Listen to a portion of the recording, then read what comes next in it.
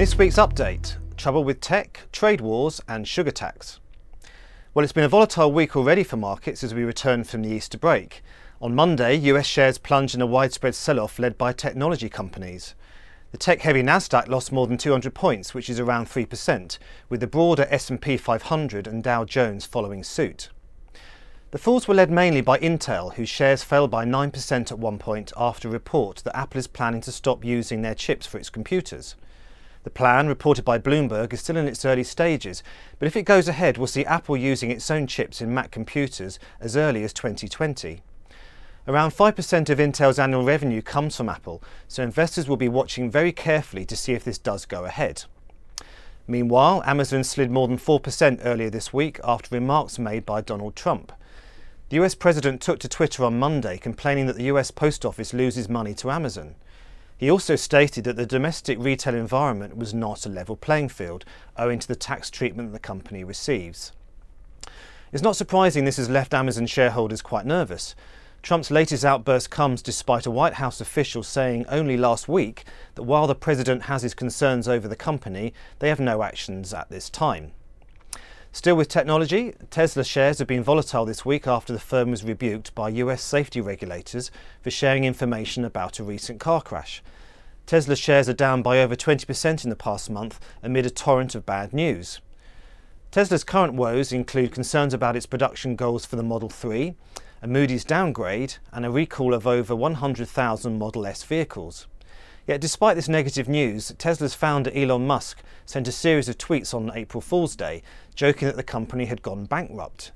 Judging by the response the day after, not all of the company's shareholders saw the funny side.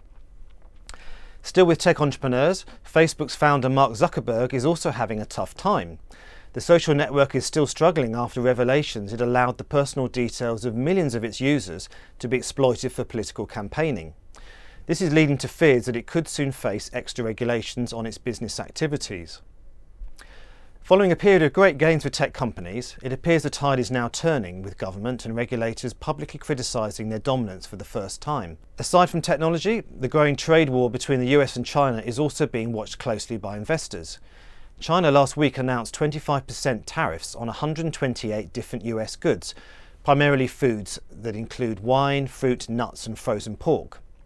Those tariffs were themselves a response to the tariffs on imported aluminium and steel imposed by the US president last month.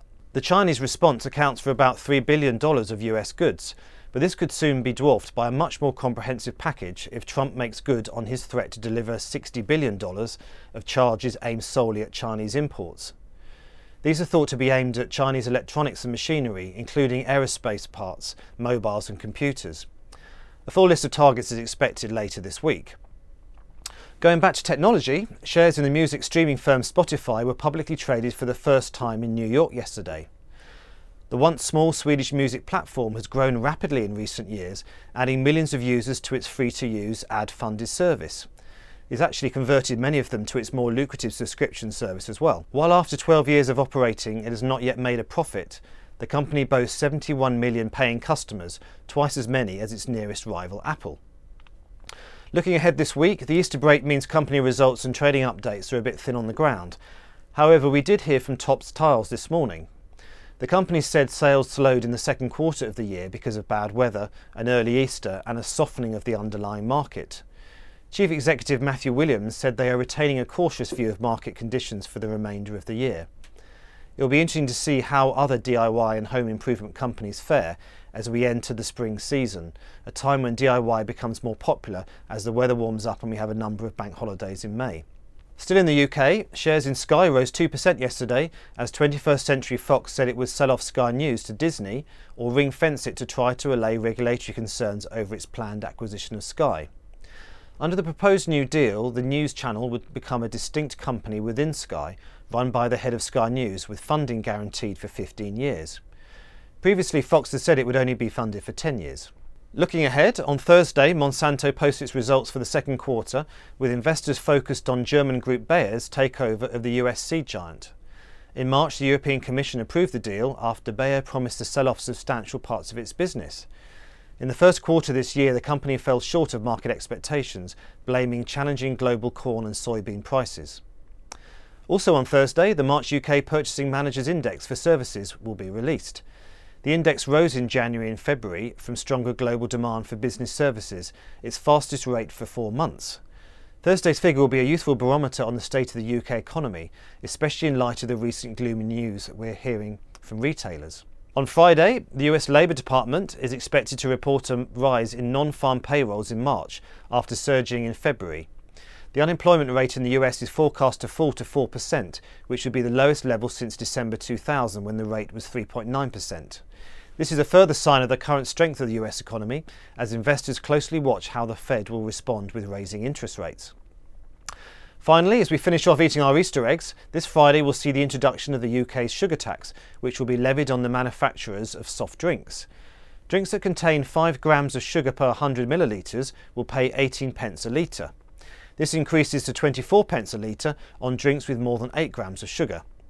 AG Bar, the makers of Iron Brew, whose share price fell when the levy was first announced 2 years ago, has been busy making changes to the amount of sugar in its brands. When the sugar tax was announced, about 40% of its drinks would have been exempt from the tax, but now 99% of its drinks will escape it. Other manufacturers have done the same, and the UK government now expects only to raise £240 million from the sugar tax this year, which is less than half it had originally forecast. That's all for this week. Don't forget you can find out more about UK companies reporting in the week ahead in our new Stock Watch video. Just go to Investment Ideas in the Markets and Insights section of fidelity.co.uk.